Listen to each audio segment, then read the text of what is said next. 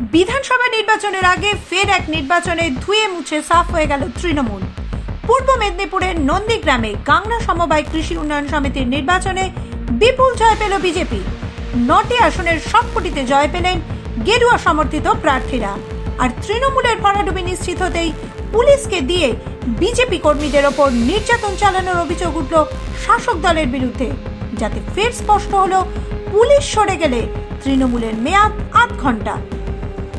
বিধানসভা নির্বাচন যতই এগিয়ে আসছে ততই জেলায় জেলায় আলগা হচ্ছে তৃণমূলের পায়ের তলার মাটি। হিন্দুরা তো তৃণমূলের থেকে আগেই দূরে সরে গিয়েছিলেন। এবার তৃণমূল ছেড়ে অন্যান্য দলে যোগদান করতে শুরু করেছেন মুসলিমরাও। আর সেটা যদি বিরোধী দলনেতা শুভেন্দু অধিকারীর জেলা হয় তাহলে তো কথাই নেই। সেখানে একের পর এক নির্বাচনে হারের ধারাবাহিকতা বজায় রেখে চলেছে তৃণমূল। অধিকাংশ জায়গায় হোয়াইট ওয়াশ হতে হচ্ছে তাদের, যাতে বাংলায় বলা হয় ধবল ধোলাই। হারের ভয়ে বিভিন্ন জায়গায় সমবায় নির্বাচন করাচ্ছে না তৃণমূলের প্রশাসন। আর যেখানেই নির্বাচন হচ্ছে সেখানেই হেরে ভূত হচ্ছে শাসক দল। রবিবার তার আরও এক অ্যাকশন রিপ্লে দেখল নন্দীগ্রাম। গাংনা সমবায়ে ধবল ধোলাই হলো তৃণমূলের, সঙ্গে হারল তৃণমূলের লেজুর বামেরাও।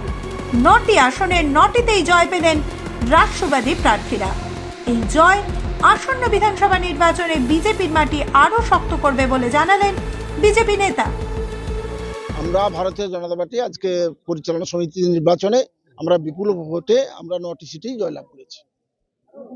এই জয় আমাদের ভারতীয় জনতা পার্টি জয়, এই জয় আমাদের শুভেন্দু অধিকারী জয়, নন্দীগ্রাম মানুষের জয়। ভারত মাতা কি, শুভেন্দু অধিকারী কি।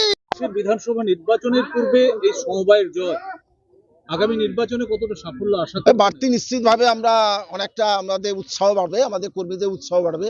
এই জয় আমাদের নিশ্চিত ছিল, তথাপি এছাড়াও আমাদের কর্মীদের মধ্যে উৎসাহ উদ্দীপনা আরো অনেকটা বেড়ে গেল। আর শাসক দলের হার নিশ্চিত হতেই গায়ের জ্বালা মেটাতে মাঠে নেমে পড়ে পুলিশ। গণনা শেষ হতেই গণনা কেন্দ্রের সামনে নিরীহ নিরস্ত বিজেপি কর্মীদের ওপর লাঠি চালাতে শুরু করে তারা, যাতে বেশ কয়েকজন বিজেপি কর্মী আহত হয়েছেন বলে অভিযোগ। তাদের মধ্যে একজনের হাত ভেঙেছে বলে দাবি বিজেপি।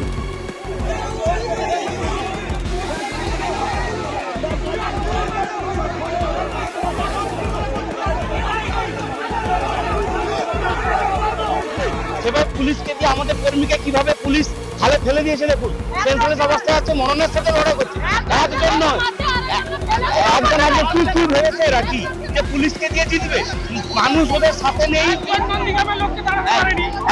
ডাক্তার ইচ্ছের পক্ষে আমি নিজে রিকভারি করেছি।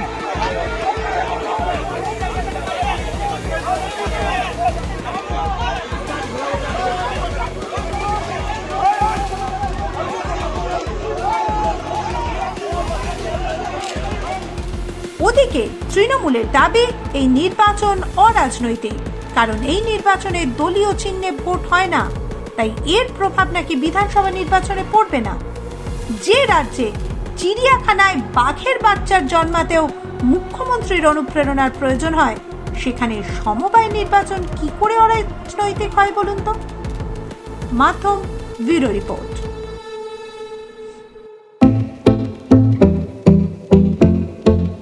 भारत के हृदय प्रदेश मध्य प्रदेश की धरती, जहां परंपरा और प्रगति का संगम है, और यहीं भोपाल में पहली बार आयोजित हुआ ग्लोबल इन्वेस्टर्स समिट 2025। प्रधानमंत्री नरेंद्र मोदी जी के कर कमलों से शुरुआत और केंद्रीय गृह मंत्री अमित शाह जी का मार्गदर्शन। इसमें शामिल हुए 9 देश, 25,000 से अधिक निवेशक और 100 से ज्यादा विदेशी प्रतिनिधि। समिट में हुए 89 MOUs पर हस्ताक्षर, 600 से अधिक बीदोग और 5,000 प्लस बीदोग मीटिंग्स, 26 लाख करोड़ से ज्यादा निवेश, जिनसे 17 लाख से अधिक रोजगार सृजित होंगे। मुख्यमंत्री मोहन यादव के नेतृत्व में सिंगल विंडो सिस्टम, 29 दिन में भूमि आवंटन और उद्योग एवं रोजगार वर्ष 2025 जैसी पहले मध्य प्रदेश बना देश का तीसरा सबसे बड़ा निवेश आकर्षण। यह सिर्फ एक समिट नहीं, बल्कि आत्मनिर्भर भारत की दिशा में मध्य प्रदेश की ऐतिहासिक छलांग है। मध्य प्रदेश उद्योग एवं रोजगार का नया गढ़।